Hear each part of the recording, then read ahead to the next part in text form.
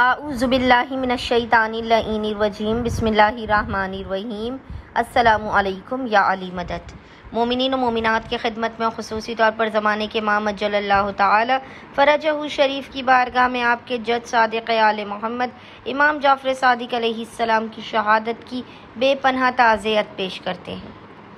آج مومنین کی خدمت میں چھٹے امام کا مجرب ترین وظیفہ عمل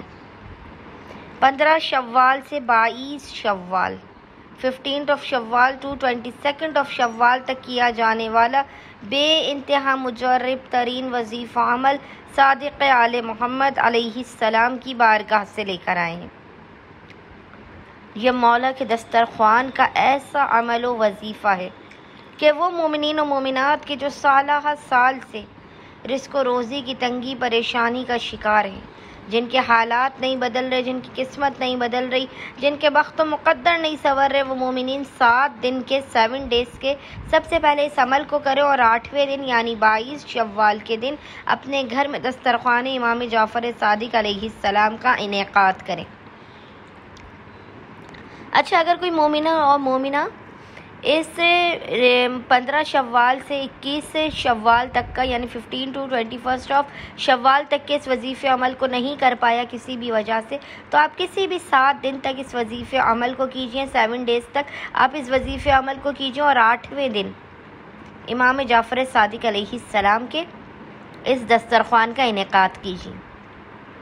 عمل یہ اس قدر آسان و مجرب ترین ہے، اس قدر آسان و مجرب ترین ہے، لیکن اس قدر فائدہ مند یہ عمل ہے کہ مومنین اس عمل و وظیفے کو کریں گے، معجزات دیکھتے چلے جائیں گے۔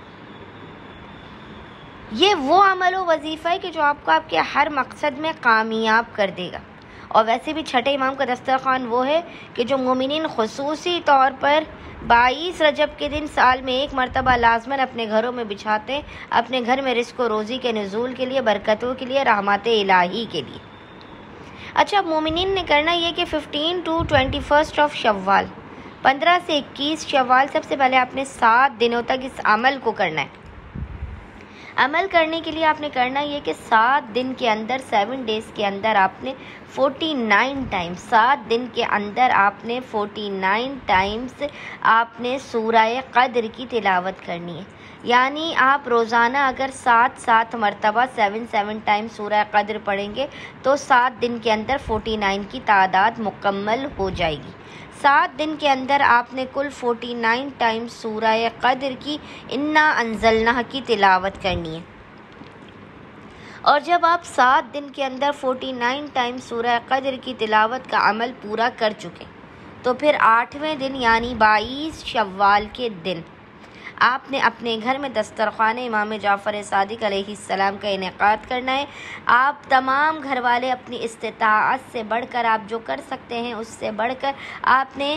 امام جعفر صادق علیہ السلام کے دسترخوان میں غذاؤں کو رکھنا ہے۔ سبز رنگ کے دسترخوان کو بچھا کے آپ کوئی بھی پاک و پاکیزہ طیب و طاہر غذاؤں کو آپ اس دسترخوان پر